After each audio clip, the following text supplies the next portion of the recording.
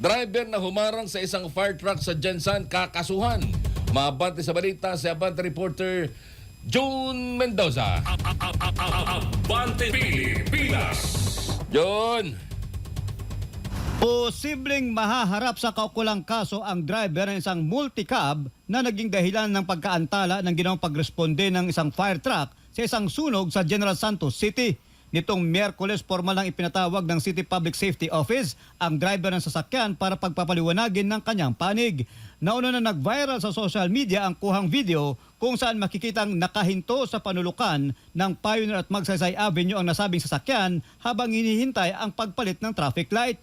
Makikita rin na nakabuntot sa likuran nito ang isang fire truck na sa kabila ng malakas na sirena at busina, tila walang narinig ang driver sa harapan. Paalala naman ni Public Safety Officer Attorney John Gonzales sa mga motorista na magbigay daan kapag narinig o nakita ang sirena ng mga fire truck, ambulansya at iba pang emergency vehicles. Kaagad namang i-turn over ng opisyal ang driver sa Traffic Enforcement Unit ng PNP para sa karagdagang investigasyon at posibleng pagsasampa ng kaukulang kaso. Ito si Jun Mendoza, Abante. Abante Pilipinas.